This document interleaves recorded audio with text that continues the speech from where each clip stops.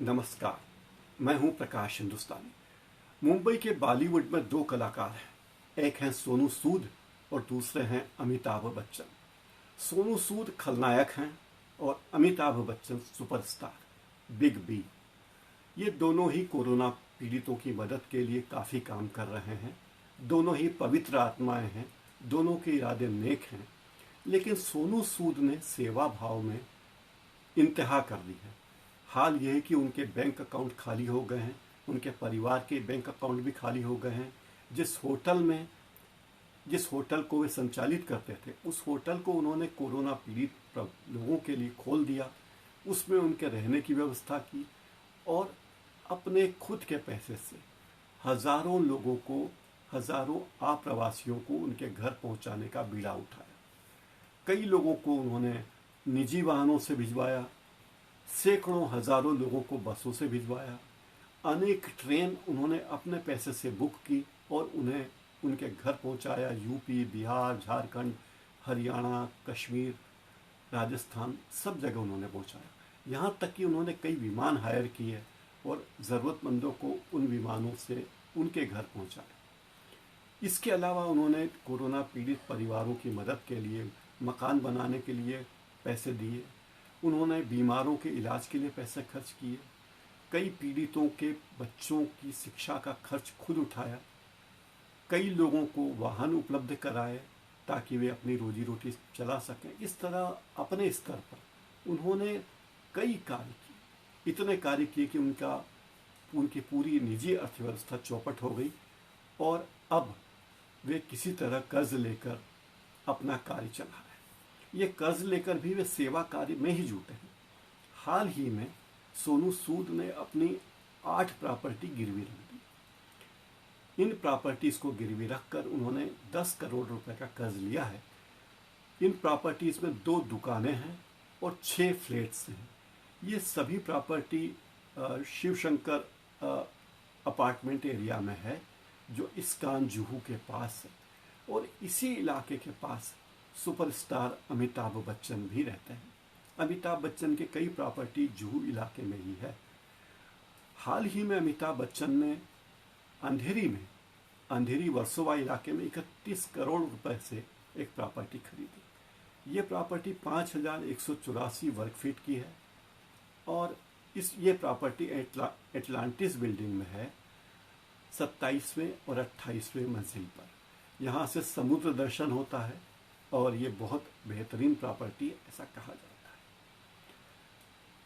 वैसे अमिताभ बच्चन के पास प्रॉपर्टी की कोई कमी नहीं है। वे मुंबई के उन फिल्मी सितारों में से हैं जो सबसे ज़्यादा धनवान आदमी हैं।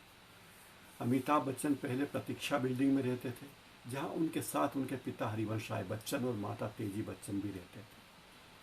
अब वे जलसा बिल्डिंग में रहते हैं, जलसा बंगले में रहते हैं। ये बंगला भी प्रतीक्षा के करीब ही है और अमिताभ जलसा से प्रतीक्षा में अपने पुराने बंगले में पैदल जाते थे। काफ़ी समय तक वे जाते रहे ताकि वहाँ पूजा पाठ करके वापस आ जाएं।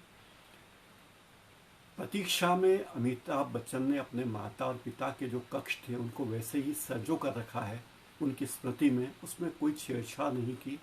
अभी वे जिस बंगले में रहते हैं जलसा में, वो बंगला उन्होंने रमेश सिप्पी से लिया था। रमेश सिप्पी ने सत्ते पे सत्ता फिल्म की फीस के तौर पर अमिताभ बच्चन को यह बंगला गिफ्ट किया था। अमिताभ बच्चन के इस बंगले की कीमत बताई जाती है 112 करोड़ रुपए से अधिक। ये प्रॉपर्टी उन्होंने खरीदी, बेची, फिर खरीदी, इस तरह चलता रहा। उनका कहना है कि एक बार ऐसा दौर आया जब मुझे पैसे की बहुत तंगी थी और मुझे अपना बंगला तक बेचना पड़ा। मेरी तमाम प्रॉपर्टियाँ बिक चुकी थी तो बंगला बेचना पड़ा, लेकिन जब पैसे आए तो मैंने इसे दोबारा खरीद लिया। इस जलसा बंगले के पीछे ही अमिताभ बच्चन ने एक और बंगला खरीदा है जो 2013 में खरीदा गया था। यह बंगला करीब 80,000 वर्ग फुट का है, यानी 1.5 एकड़ से भी बड़ा। 2013 में जब ये खरीदा गया था तब इसकी कीमत 50 करोड़ थी। जाहिर है 8 साल बाद अब इसकी कीमत तो सैकड़ों करोड़ होगी, 100 करोड़ से तो अधिक होगी। अमिताभ बच्चन ने जनक के पीछे ही एक और बंगला खरीद लिया है। यहाँ अमिताभ बच्चन का ऑफिस है। इसे उन्होंने 2004 में खरीदा था।